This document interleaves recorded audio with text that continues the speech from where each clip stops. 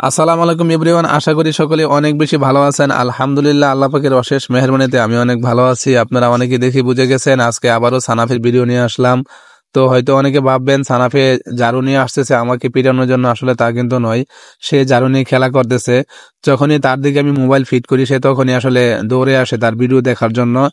তো আসলে আজকে ছাদে আমরা তোষক দিছিলাম রোদের মধ্যে শুকানোর জন্য, আমি সেখানে শুয়ে আছিলাম। তো আসলে সে জানি কেমনে বুঝতে পারছে আমি এখানে আছি, তখন সে তার খালামণির সাথে এখানে চলে আসছে। সে এসে আসলে এখানে খেলাধুলা করতেছে, আর দেখেন সে ঝাড়ু নিয়ে আসলে এই ছাদের মাঝে ঝাড়ু দেওয়ার চেষ্টা করতেছে।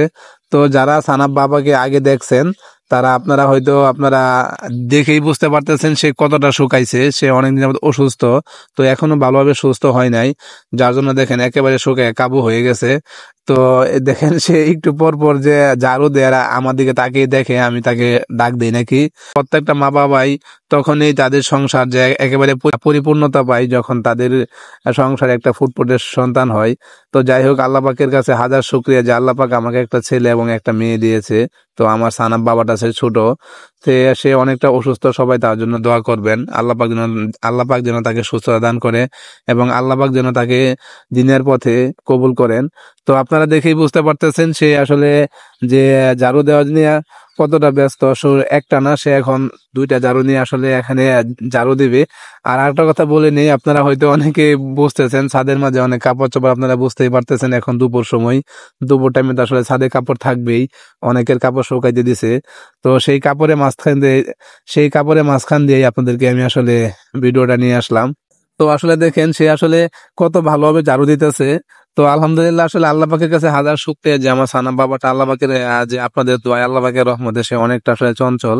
তো আপনারা দেখে হয়তো অনেকে বুঝতেছেন, যারা আসলে তার ভিডিও দেখছেন তারা আসলে বুঝতে পারবেন সে কতটা চঞ্চল।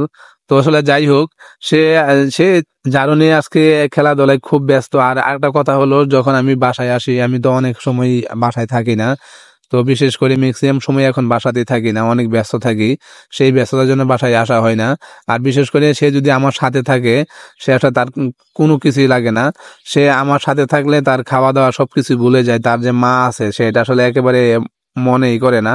সে আমার সাথে 24 ঘন্টায় থাকতে পারবে, শুধু একমাত্র রাতের বেলা হয়তো রাতের বেলা একটু কান্না করবে, যখন আসলে প্রত্যেকটা সন্তানই রাতের বেলা তার মাকে মিস করবেই, তার মাকে খুঁজবেই। দিনের বেলা যেখানেই থাকুক, রাতে কিন্তু সে আসলে খুঁজবেই, কারণ যেহেতু এখনো বুকের দুধ খাই, সেজন্য আসলে রাতের বেলা খুঁজবেই। এই যে দেখেন সে কিন্তু যেতে যেতে একবার ছাদের কিনারায় চলে গেছে, এখান থেকে আমি ডাক দিতেছি, তো এখান থেকে আবার আমি একটু ভূতের ভয় দেখাইছি। সেই ভূতের ভয় পেয়ে সে আমার একেবারে দৌড়ে আমার কোলে চলে আসছে। তো বিয়াস, তো যাই হোক, সবাই ভালো থাকুন, সুস্থ থাকুন, সবাই আমাদের জন্য দোয়া করবেন, আমার সানা বাবার জন্য দোয়া করবেন। আজকে পর্যন্তই, আল্লাহ হাফেজ।